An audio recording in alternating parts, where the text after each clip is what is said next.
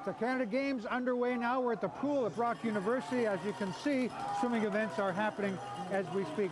Swimming is one of 18 events here, and within that, it's probably the most inclusive of all the sports because it has able-bodied events, it has para events, and it also has Special Olympic events. But I want to talk to one of Ontario's winners already, who's already in the pool, happened on Sunday. Laila Oravky from, believe it or not, my hometown, Barrie, Ontario. This is all a coincidence, of course, so congratulations. Thank you. On your first win going so far. So tell us a little bit about that win. Was it expected?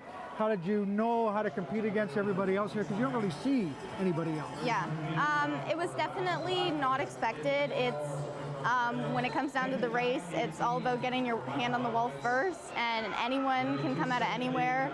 I think all these people here want to be here, and no matter where they are positioned in the race, their goal is to just, you know, put it down and keep going and do what they can and try their best.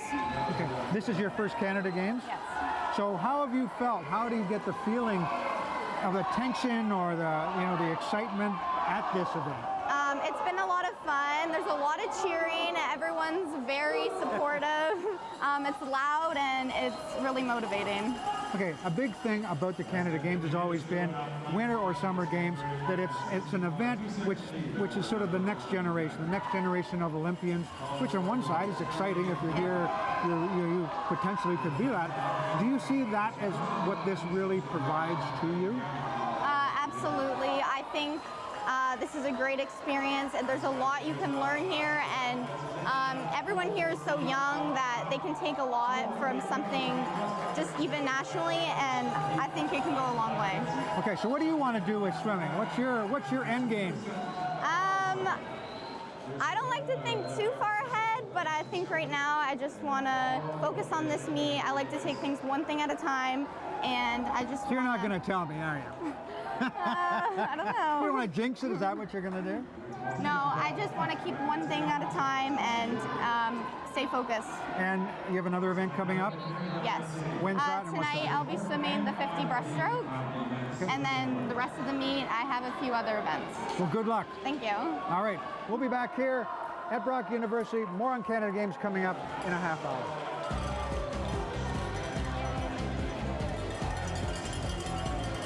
See this logo right here? This is the most sought after shirt, t-shirt, sweater, hat, pin at the Canada Games, and that belongs to Team NUNAVUT. And Ian McDonald is unique. He's part of the beach volleyball team from NUNAVUT, just finished playing PEI. And tell me a little bit about how you got beach volleyball from an area that doesn't have beaches that you can actually play on. So there was interest for Volleyball NUNAVUT to enter a team into the Western Canada Summer Games 3 years ago. And fortunately enough, I got picked to be part of that team. And since then, we've been working towards going to the Canada Games. And here we are. Volleyball NUNAVUT did a great job getting us here, first of all. And okay, so how did you decide, hey, I want to try that? Well, I'm originally an indoor player, sorry. Oh, okay. I joined volleyball 6 years ago as an indoor player and played at multiple games like North American Indigenous Games, Arctic Winter Games, and the Western Canada Summer Games as a beach player. Yeah. So what measures did you have to go to train? Because you can't train at home. You had to go other places. How did that work? So first of all, we kind of did our own workouts at home just to try to kind of prepare ourselves to come down here for the heat and the effort level on the beach. But 2.5 weeks ago, we went to Kelowna, BC, where we trained for a week, went to Kamloops for a tournament, and then we went back to Kelowna for more training during the week. And then on the weekend, we went to Vancouver for another tournament, and then went back to Kelowna for a few more days before coming here. Wow. Sounds like fun, though. Yeah, totally. Pretty arduous, but fun. So how have you found it here? You've played a little bit now. How have you found the competition? Was it what you expected? Easier, harder?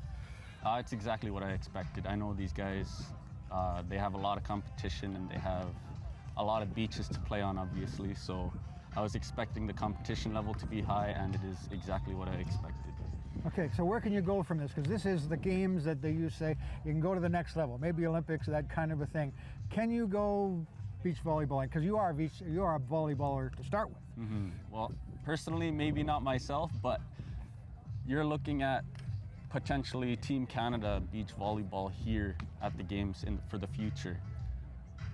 Okay, well, you have just a great time while you're down here. Enjoy the heat. Well, actually, the humidity is going to be gone, so Yeah. It won't be so bad over the next little while, but have a great time while you're here. Thank you very much. And thanks for your time, Ian. Thank you.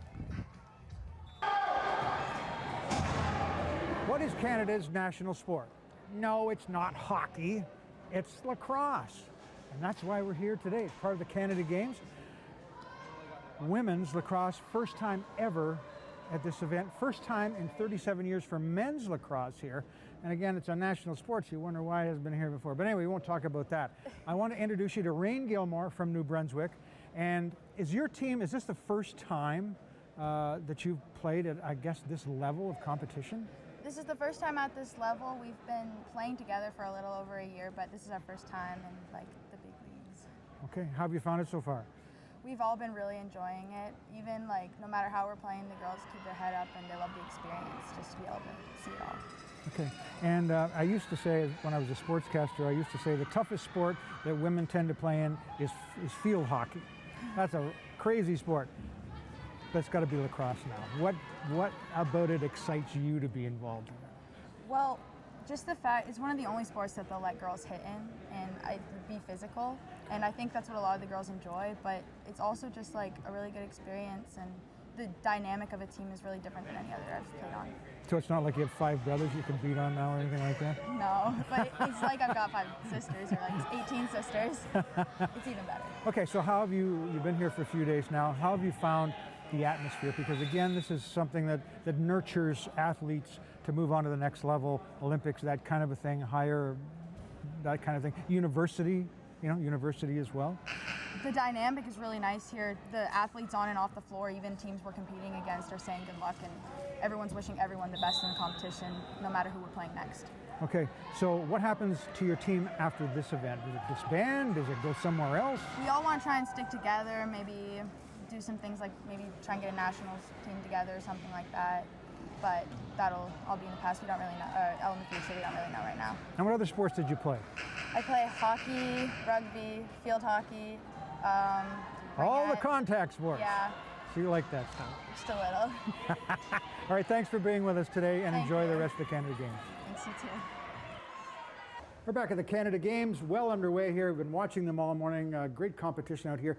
And one of the most excited people who is a non-athlete is this guy right here, Jack Hanratty, who has a chance to do something that no one has done before, and that is develop women's sevens, a senior women's sevens team in Canada. And this is a chance to see everybody at once, isn't it? Yeah, it is, and it's something that we've been excited for the last year. I think one of the things is that our senior program has performed really well since the entrance into the Olympic Games, where we were a bronze medalist in 2016. We didn't do as well in the last 4-year cycle, so this is such a perfect base for us to build not only towards Paris but beyond as well. Okay, so what are you looking for here? What's your method of operation here? Well, first of all, knowing a lot of the coaches is such a great opportunity to just connect with them. We haven't been able to be in the same room in a really long time. All of us rugby's a very tight-knit group, so all of us would know each other. But now it's great to be able to come into a room together and for them to sell not only their programs but their athletes, to say, hey, this is the future. From an athlete perspective, we're looking for speed, size, skill. But not only that, we're looking for how they react off the field, which is such a big component for us with the game of rugby. So not only what they do on the field, but how are they interacting with referees, with coaches, with each other as teammates, because that's a really important part of our sport. Tell me a bit about how you develop this. How do you start a program, or where did the idea come from? Oh, we need a senior women's sevens. Well, the senior women's sevens is something that when the inclusion into the Olympic Games in 2016 was a huge moment for women's rugby.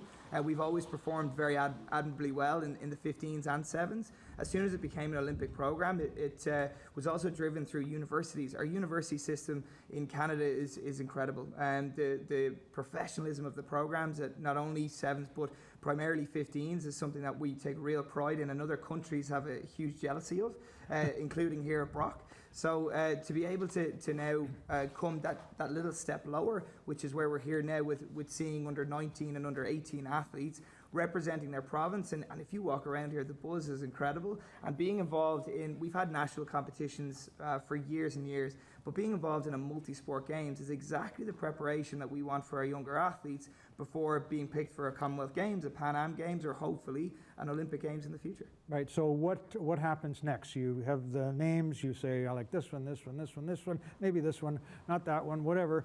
How do you bring them together? What happens next? Well, like, my opinion is only one, and I get to be head coach of this program. But something that I'm really keen about is confirmation. So I might see a bit of talent and go, I really like that player, but it's up to us to have collaboration with coaches across the country and their own coaches here to find out exactly the information that we want. How are they on the field? How are they off? And although I might see something here myself, it's certainly not my opinion that matters for everything. It'll be a full collaboration, and hopefully then we'll get the players who will be wearing their provincial colours today and this week to hopefully then wear a maple leaf in the coming months. Okay, well, congratulations on a very exciting opportunity you have right here. Thank you very much.